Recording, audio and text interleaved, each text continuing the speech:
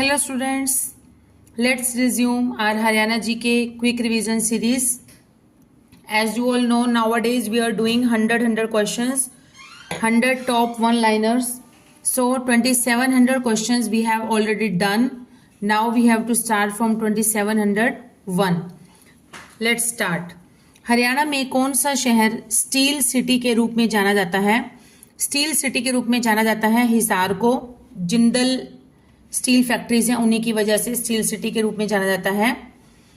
Next is Haryana विधानमंडल के पास उन कानूनों को पारित करने की शक्ति है जो संविधान की डैश अनुसूची में है। तो कौन सी अनुसूची में है? 7वीं अनुसूची में। मतलब जो कानून जो है संविधान की 7वीं अनुसूची में वर्णित हैं, उन्हें पारित करने की जो शक्ति है वो किसके पास है? विधानमंडल के पास है। नेक्स्ट इज हरियाणा के पहाड़ी क्षेत्र की मृदा डैश है। पहाड़ी क्षेत्र है, चट्टानी क्षेत्र है, तो मृदा कैसी होगी? ऑब्वियस बात है, पहाड़ों पर चट्टानी मृदा होगी, क्योंकि चट्टानें टूटती रहती हैं गर्मी सर्दी बारिश के हिसाब से, तो वैसी ही मिट्टी होती है वहां पर। नेक्स्ट इज गीता जयंती को महाभारत उत्सव के रूप में कब मनाया गया था? महाभारत उत्सव के रूप में मनाया गया था 2002 में। नेक्स्ट, प्रतापगढ़ फार्म कहाँ पर स्थित है? प्रतापगढ़ फार्म है झज्जर में स्थित है। भारत का वह राज्य कौन सा था जहां पर पंचायत चुनावों में इलेक्ट्रॉनिक वोटिंग मशीन ईवीएम का पहली बार इस्तेमाल किया गया था? तो ये कौन सा है? पंचायत चुनावों में किया गया था। ऐसा करने वाला कौन राज्य है? हरियाणा राज्य है। फल्गु एक पर्यटन स्थल है, यह कहां पर है? यह है कैथल में। सुभाष चंद्र बोस पार्क कहां पर है? अंबाला में। किस वर्ष हरियाणा पर्यटन निगम लिमिटेड की स्थापना की गई थी? हरियाणा पर्यटन निगम लिमिटेड की स्थापना की गई थी 1966 में। गीता जयंती को राष्ट्रीय स्तर पर कब मनाया गया? राष्ट्रीय स्तर पर मनाया गया था 2002 में। पंडित नेकीराम शर्मा ने अपनी राष्ट्रवादी गतिविधियों को हरियाणा के किस क्षेत्र में केंद्रित किया था? तो पंडित नेकीराम शर्मा जी ने किया था रोहतक से। और अगर लाला लाजपत राय जी का नाम आ जाए तो उन्होंने किया था हिसार से। योग सम्राट बाबा रामदेव जी का जन्म किस जिले में हुआ था? इनका जन्म हुआ था महेंद्रगढ़ में। फिरोज शाह तुगलक के द्वारा स्थापित नगर कौन सा है? तो यह है फतेहाबाद। हिसार को फिरोज शाह तुगलक ने स्थापित नहीं अपितु विकसित किया था। चलिए नेक्स्ट इज 1857 की क्रांति में हरियाणा के वीरों की पराजय का क्या कारण था? पराजय का कारण था नेतृत्व न मिलना, शस्त्र पर्याप्त मात्रा में न मिलना, अन्य रियासतों का सहयोग ना मिलना। ये जो थे यही मुख्य कारण थे कि जो 1857 का स्वतंत्रता संग्राम हुआ था उसके विफल होने के, उसमें वीरों की पराजय होने के यही कारण थे। नेक्स्ट इज पश्चिमी यमुना नहर किस स्थान में यमुना नदी से निकाली गई है? पश्चिमी यमुना नहर निकाली गई है ताजेवाला से। हरियाणा राज्य का पुलिस मुख्यालय कहां पर स्थित है? यह है पंचकुला में स्थित है। हरियाणा से राज्यसभा में कितने सदस्य भेजे जाते हैं? तो राज्यसभा में भेजे जाते हैं 5।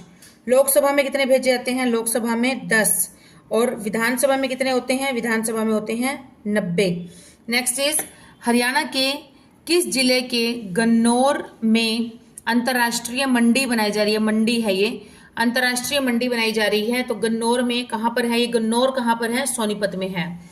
सोनीपत नगर किस उद्योग के लिए प्रसिद्ध है? सोनीपत है साइकिल के लिए प्रसिद्ध है। हरियाणा लोकायुक्त अधिनियम किस वर्ष लागू हुआ था? तो ये हुआ था 2004 में लागू हुआ था। सर्पदमन किस नगर का प्राचीन नाम है? सर्पदमन है सफीदों का प्राचीन नाम है। राष्ट्रीय राजधानी से कितने किलोमीटर की दूरी पर हरियाणा के दक्षिणी हिस्से में जिला रेवाड़ी स्थित है? मतलब सिंपली क्वेश्चन ये है कि जिला रेवाड़ी जो है, रेवाड़ी डिस्ट्रिक्ट, वो दिल्ली से कितनी दूर है? तो दिल्ली से है 80 किलोमीटर, 80 किलोमीटर की दूरी पर है जो है जिला रेवाड़ी। नेक्स्ट इज लाहौर में उच्च न्यायालय किस वर्ष में स्थापित किया गया था? तो लाहौर में उच्च न्यायालय स्थापित किया गया था 1919 में स्थापित किया गया था। उसके बाद जब देश आजाद हो गया था तो उस समय इसको शिफ्ट कर दिया गया था हिमाचल प्रदेश में। और जब हिमाचल प्रदेश में किया गया था तो उसके बाद 1955 में पंजाब और हरियाणा उच्च न्यायालय को चंडीगढ़ में स्थानांतरित कर दिया गया था। नेक्स्ट इज हरियाणा का कौन सा जिला गेहूं का सबसे बड़ा उत्पादक है? तो गेहूं का सबसे बड़ा उत्पादक है कौन सा जिला? सिरसा जिला। नेक्स्ट, हरियाणा में किस वर्ष बीज योजना शुरू की गई थी? बीज योजना शुरू की गई थी 2011 में। 2011 में शुरू की गई थी बीज योजना। हरियाणा में राष्ट्रीय डेयरी अनुसंधान संस्थान NDRI national dairy research institute कहाँ पर स्थित है? तो यह है करनाल में स्थित है। कहाँ पर है? करनाल में। और इसे करनाल में कब शिफ्ट किया गया था? 1955 में किया गया था। हरियाणा में बिलासपुर पेपर मिल कहाँ पर स्थित है? यमुनानगर में है। और यमुनानगर को पेपर सिटी भी कहा जाता है या कागज का शहर भी कहा जाता है। यमुनानगर के जगाधरी में railway carriage and wagon workshop किस वर्ष स्थापित किया गया था? तो यह किया गया था 1952 में। 1952 में इसे यहाँ पर स्थापित किया गया था। हरियाणा का कौन सा स्थान वैज्ञानिक और सर्जिकल उपकरणों का सबसे बड़ा उत्पादक है? इसी वजह से ही इसे विज्ञान शहर कहा जाता है। तो कौन सा शहर है ये? अंबाला शहर है। कौन सा शहर है? अंबाला। हरियाणा में पीतल नगरी कौन सी है? पीतल नगरी है रेवाड़ी। रेवाड़ी को कहा जाता है पीतल नगरी। यमुनानगर से फरीदाबाद तक बहने वाली यमुना नदी बाढ़ प्रवण क्षेत्र का निर्माण करती है। ये प्रवण क्षेत्र 2 हिस्सों में विभाजित होते हैं। इसमें निचले हिस्से को क्या कहा जाता है? तो निचले हिस्से को कहा जाता है खादर।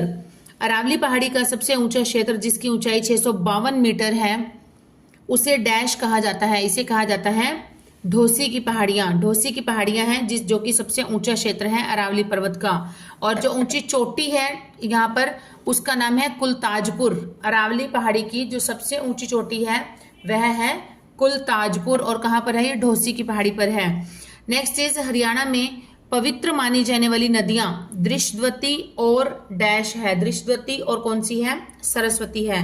वह नदी जो सोलन जिले में डागशाही नामक स्थान से शिवालिक श्रेणी में जन्म लेती है इसका नाम क्या है? तो यह है घग्गर नदी।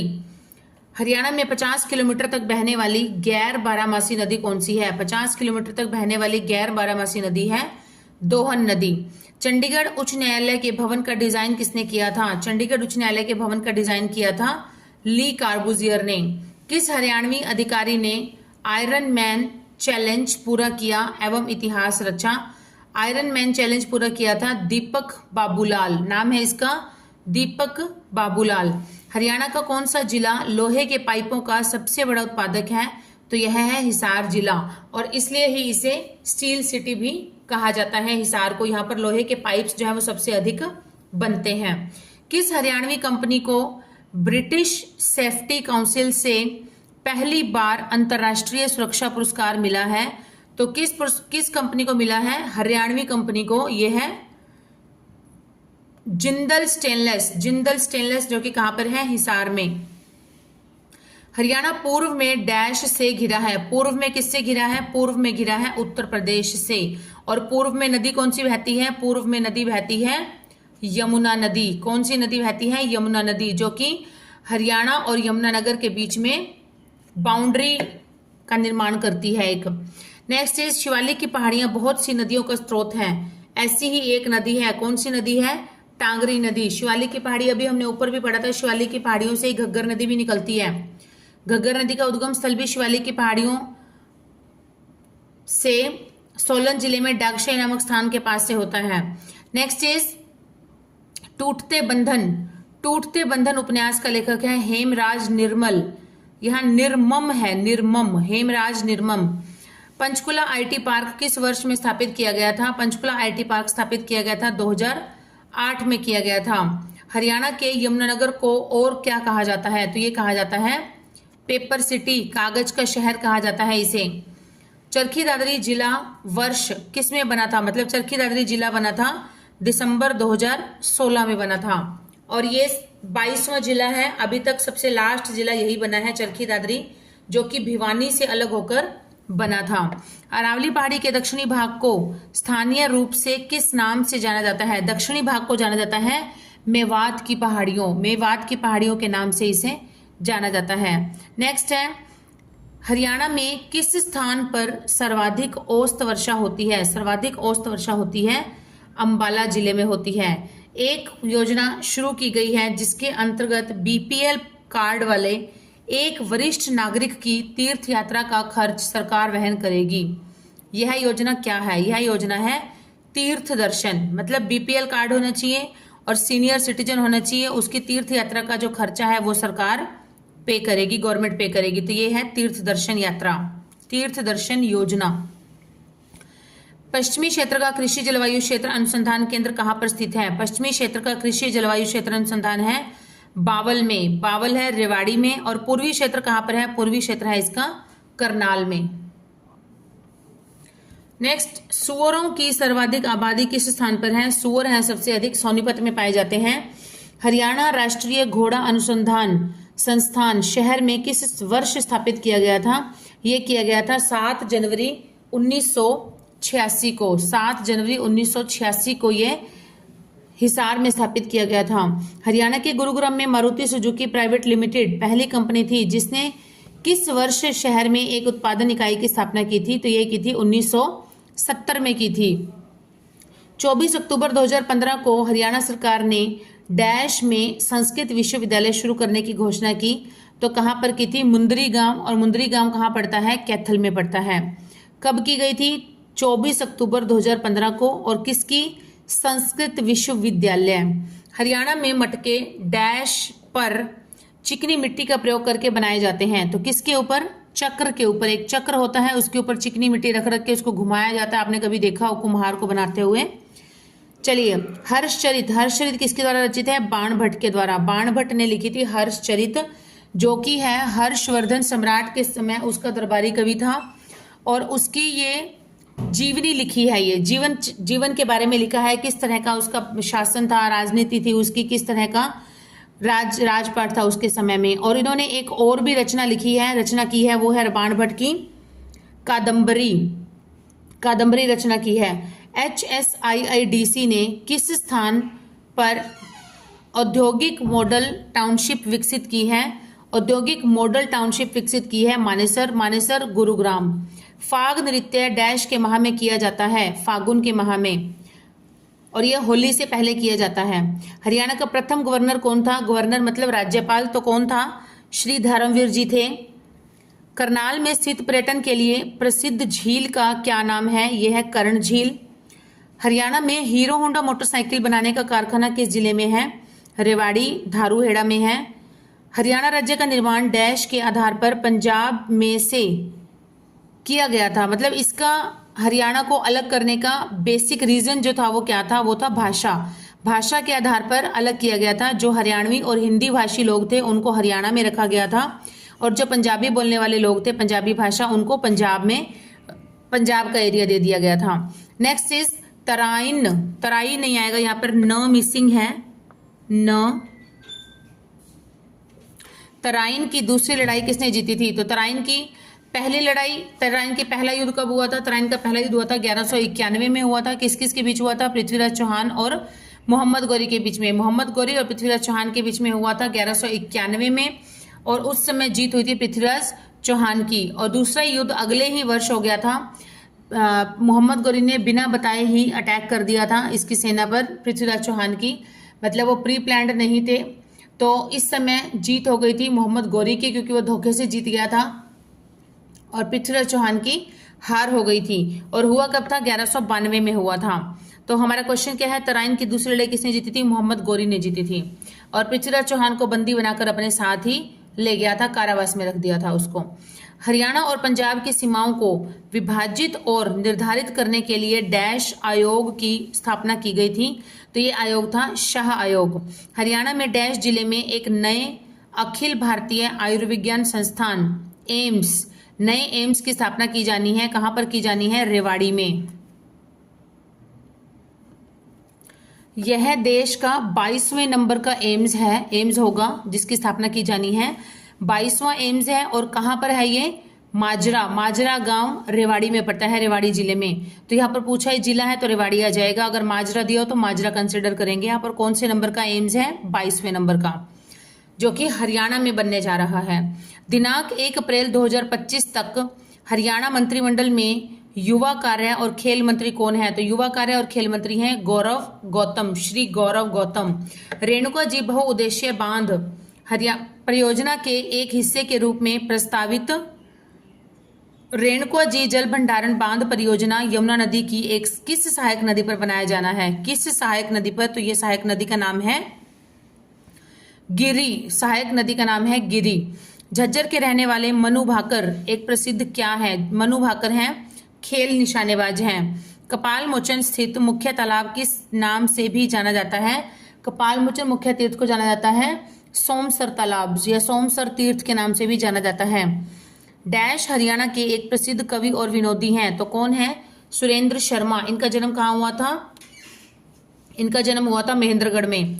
स्वतंत्रता आंदोलन के दौरान किसने रोहतक से उर्दू और हिंदी में हरियाणा तिलक नामक साप्ताहिक पत्रिका प्रकाशित की थी? तो किसने की थी? ये मैंने बार बार एक्सप्लेन कर चुकी हूँ ये चीज कि हरियाणा तिलक, तिलक कौन लगाते हैं? पंडित श्री राम जी लगाते थे, श्री राम भगवान। तो इस तरह से हम इसको याद रख सकते हैं कि हरियाणा तिलक जो पत्रिका है वो किसने निकाली थी? पंडित श्री राम शर्मा जी ने निकाली थी। और स्वतंत्रता आंदोलन के दौरान जब असहयोग आंदोलन चल रहा था उस समय महात्मा गांधी के साथ मिलकर इन्होंने बहुत अधिक सहयोग दिया था। और पत्रिकाएं जो थी, पत्रिकाएं ज़्यादा से ज़्यादा प्रकाशित की जा रही थी, क्योंकि पत्रिकाएं प्रकाशित करने से जो लोग पढ़े लिखे थे वो पढ़ पाते थे और सुना पाते थे दूसरे लोगों को। तो इससे क्या है, उनके अंदर एक जोश, एक उत्साह पैदा होता था, जोश का कार्य करती थी, मोटिवेट करती थी उनको। इसलिए उस समय निकाली गई थी स्वतंत्रता आंदोलन के दौरान पंडित श्रीराम शर्मा जी के द्वारा। नाम था इसका हरियाणा तिलक। और कौन सी भाषा में थी? उर्दू और हिंदी दोनों भाषाओं में निकाली जाती थी। और कैसी पत्रिका थी? साप्ताहिक पत्रिका थी। क्लियर? नेक्स्ट इज हरियाणा के महेंद्रगढ़ जिले में क्या प्रमुख रूप से खनन किया जाता है? किस चीज का होता है? तो ये होता है स्लेट का। इसे मिनरल सिटी भी कहा जाता है। इसे महेंद्रगढ़ जिले को मिनरल सिटी, खनिज नगरी। हरियाणा की उत्तरी सीमा पर डैश और डैश स्थित है। क्या और क्या स्थित है? पंजाब और हिमाचल प्रदेश स्थित है उत्तरी सीमा पर। हरियाणा के किस जिले में वनों के बाहर सबसे ज्यादा पेड़ हैं? वनों के बाहर सबसे ज्यादा पेड़ हैं, तो ये है यमुनानगर में। हरियाणा राज्य में लगभग कितना वन क्षेत्र है? वन क्षेत्र है 1602 वर्ग किलोमीटर। डैश क्षेत्रफल की दृष्टि से हरियाणा विधानसभा का सबसे बड़ा निर्वाचन क्षेत्र है, ये है फरीदाबाद। 2011 के जनगणना के अनुसार हरियाणा में महिला साक्षरता का प्रतिशत है, महिला साक्षरता का प्रतिशत है लगभग 66% है। हरियाणा में, भारत में मेहंदी का सबसे बड़ा निर्यातक, हरियाणा में नहीं भारत में ही सबसे बड़ा मेहंदी का निर्यातक है फरीदाबाद। फरीदाबाद में सबसे अधिक मेहंदी की जो है खेती की जाती है, फसल उगाई जाती है, पैदावार की जाती है। हरियाणा में सबसे बड़ा पशु मेला, सबसे बड़ा पशु मेला कहाँ पर लगता है? झज्जर जिले में। और झज्जर जिले का गांव है जहाजगढ़। जहाजगढ़ नामक गांव है जहां पर कि सबसे बड़ा पशु मेला लगता है। और वहां का जो सबसे बड़ा आकर्षण का केंद्र जो होता है वो होती है हमारे हरियाणा की मुर्रा भैंस। मुर्रा नस्ल की जो भैंसें होती हैं वही सबसे बड़ा आकर्षण का केंद्र होती हैं इस मेले में। देश का पहला स्टीयरिंग प्लांट हरियाणा के किस जिले में लगेगा? ये लगेगा पानीपत में। सबसे पहला स्टीयरिंग प्लांट लगेगा कहां पर? पानीपत में। गीता जयंती समारोह कुरुक्षेत्र महोत्सव के नाम से फिर कब से राष्ट्रीय स्तर पर मनाया गया? तो यह मनाया गया था 2015 में। हरियाणा के किस मेले को कारीगरों का कुंभ कहा जाता है? कारीगरों का कुंभ कहा जाता है सूरजकुंड मेले को। हरियाणा सरकार ने गीता महोत्सव का नाम कब अंतर्राष्ट्रीय गीता महोत्सव रख दिया था? ये रखा था 2016 में। किस लड़ाई ने मुगल साम्राज्य को कमजोर कर दिया और उसके अंत तक पहुंचा दिया था? तो ये था करनाल का युद्ध। करनाल का युद्ध जब हुआ उसके होने के बाद मुगल साम्राज्य जो था वो धीरे धीरे क्षीण होता चला गया और उसका अंत हो गया। 1 अप्रैल 2024 तक हरियाणा मंत्रालय में नवीकरणीय ऊर्जा विभाग का प्रमुख कौन है? नवीकरणीय ऊर्जा विभाग का मंत्रालय किसके पास है? श्री अनिल विज जी के पास है। राष्ट्रीय कैंसर संस्थान दिनांक 18 दिसंबर 2018 को खोला गया, जो कि कहां पर खोला गया था? हरियाणा में झज्जर में खोला गया था। हाल ही में स्वीकृत Haryana orbital rail corridor project dash और डैश के बीच चलेगी। किस किस के बीच चलेगी? पलवल और सोनीपत के बीच चलेगी। इसका नाम है प्रोजेक्ट का Haryana orbital rail corridor project. Haryana orbital rail corridor project है, पलवल और सोनीपत के बीच चलेगी। हाल ही में फरीदाबाद का सराय ख्वाजा खबरों में क्यों था? क्योंकि नेशनल ग्रीन ट्रिब्यूनल ने इस क्षेत्र को डीम्ड फॉरेस्ट घोषित किया है, इस वजह से। कौन सा स्थान एक मुस्लिम संत पीर बुद्धू सिंह से जुड़ा हुआ है, जिसने भगानी की लड़ाई में गुरु गोबिंद सिंह जी की मदद की थी? तो यह स्थान है सढौरा। सढौरा कहाँ पड़ता है? यमुनानगर में पड़ता है। हरियाणा में गर्भवती व स्तनपान करने वाली महिलाओं के कौन सी योजना चलाई जा रही है? तो इनके लिए योजना है मुख्यमंत्री मातृत्व सहायता योजना। नेक्स्ट, किसने भारतीय श्रोताओं के सामने उर्दू कविता या उर्दू शायरी पेश की? तो किसने की थी? अयोध्या प्रसाद गोयलिया। अयोध्या प्रसाद गोयलिया, इनका जन्म कहाँ हुआ था? इनका जन्म हुआ था गुड़गांव के बादशाहपुर में हुआ था इनका जन्म। नेक्स्ट इज कौशल्या नदी डैश नदी की एक सहायक नदी है? तो घग्गर नदी की है। घग्गर हाकरा दोनों एक ही नाम है, इसमें ये आना चाहिए स्लैश। घग्गर हाकरा, घग्गर नदी जाना जाता है घग्गर नदी के नाम से इसे हरियाणा में, और जब यह राजस्थान में प्रवेश कर जाती है तो इस नदी का नाम है हाकरा नदी। हाकरा नदी के नाम से जाना जाता है। और घग्गर नदी जब पाकिस्तान में होती है तो पाकिस्तान में इस नदी को नारा नदी के नाम से जाना जाता है। नारा नदी। नेक्स्ट इज हरियाणा में कितने वन्य जीव संरक्षण क्षेत्र हैं? तो ये हैं 2। नेक्स्ट, हरियाणा के किस किले को पृथ्वीराज चौहान का किला कहा जाता है?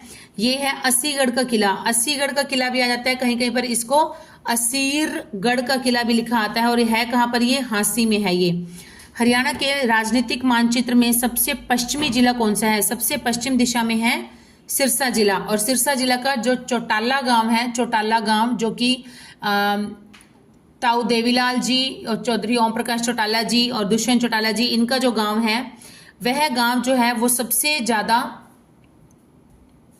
पश्चिम का गांव है वो। नेक्स्ट इज हरियाणा के किस झील में स्नान करने से भटकती और दुखी आत्माओं को शांति मिलती है? तो यह है सन्निहित सरोवर।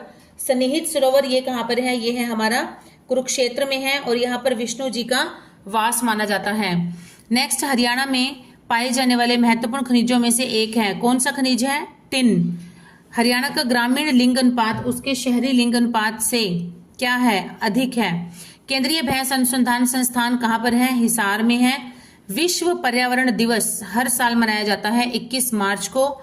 And this is the last question of today's video. Shooter Manu Bhaker, भागकर नहीं है, ये ग नहीं आएगा, भागकर इकट्ठा है, पता ही आप सबको। शूटर मनु भाकर के नाम से कहां पर शूटिंग रेंज खोली गई है? तो ये खोली गई है ग्वालियर में।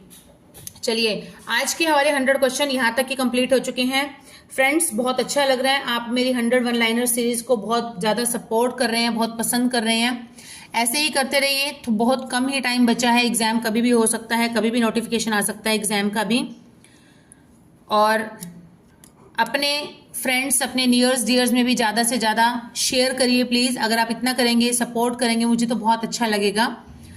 ठीक है, जल्दी मिलेंगे नेक्स्ट न्यू फ्रेश 100 क्वेश्चंस के साथ।